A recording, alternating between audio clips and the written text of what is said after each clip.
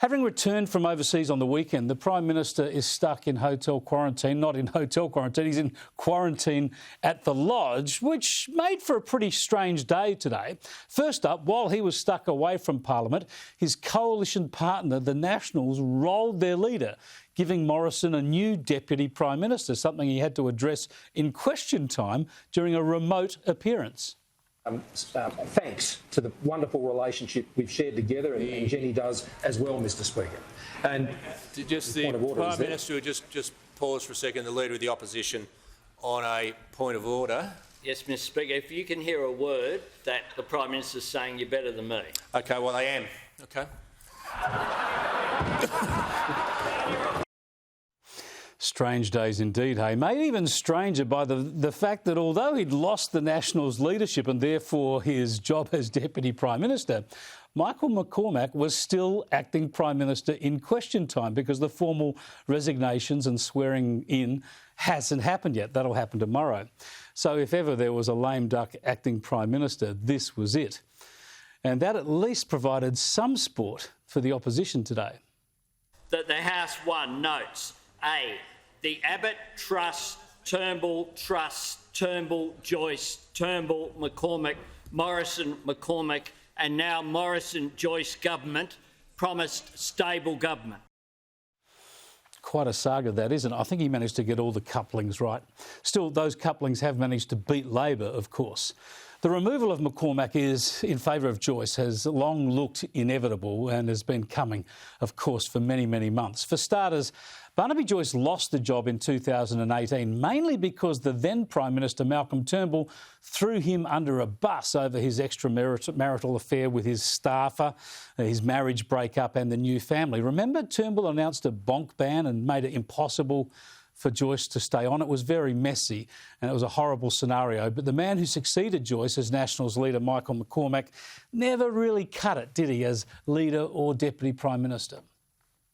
Well, I actually agree with Peter. They should be rehomed into their inner city apartments so that they can nibble away at their food and their feet at night and scratch their children. You know, have been sitting on the couch and being, you know, dare I say, lounge lizards for too long. Now it's time to get back to work. I don't know why you're yelling so much. This is helping all country communities, Member for Hunter. It's time you came to the table and just behave yourself occasionally. There are country people doing it tough, and you won't ever stop yelling out at them. You should behave yourself. You're a disgrace. Yeah, the Nationals have looked a bit of a mess for quite a while, haven't they? Now, remember this conversation with Barnaby Joyce just 5 months ago.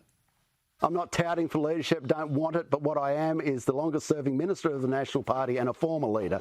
I get that. Therefore, I think I have a role to say that things that others can't. Michael goes into a meeting, I don't know what it is, 8 o'clock, 8:30 every day with the Prime Minister, and he doesn't want the aggro, he doesn't want, you know, he wants the hail fellow well met, and he doesn't want the aggro in Cabinet, and so other people will say the bleeding obvious, and I think I have a position to do that, being father of the National Party, longest-serving member and a former leader, and I'm going to say what we've been saying privately because we want this dealt with. Is he safe as Nationals leader? Well, he's safe from me because, you know, I've got no... Look, I've had my crack at it. I've said I'm not standing again. That's it. Well, that wasn't quite it, was it? And after an unsuccessful challenge, I said McCormack was very unwise to leave Barnaby Joyce and former Resources Minister Matt Canavan out of Cabinet. That was always going to end in tears, and of course today it did. So Barnaby returns, and he says he will be better than ever. I acknowledge my faults, and I resigned as I should, and I did. I've spent 3 years on the backbench, and you know, I hope I come back a better person. I don't walk away from the fact that you have to have time to consider not only the effect on yourself, but more importantly, the effect on others. I've done that. I don't want to dwell on the personal, except to say, hopefully, one learns from their mistakes and makes a better person of themselves.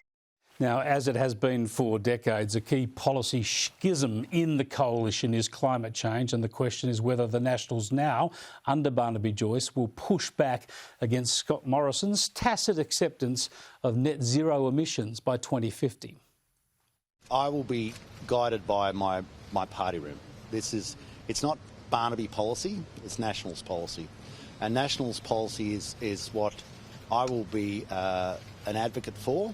And if the Nationals party room believes that the best deal for regional Australia is to make sure we secure their jobs, is to make sure we secure their industries, is to clearly understand the dynamics of an Australian economy as to opposed to a Danish one or a German one. If that's the view of the Nationals party room, that's the view I'll be supporting. Now, this could, of course, get messy. In fact, it's likely to, but it's also likely to save the coalition for going too far on climate action. Never forget, despite all the climate activism from politicians and especially from the media, after 2007, every federal election has been won by a party promising caution on climate action, promising not to sacrifice jobs, bring in carbon taxes, sacrifice the economy and our standard of living for climate action. History tells us that a more robust Nationals partner is more likely to strengthen the coalition and help its electoral chances rather than see it lose support.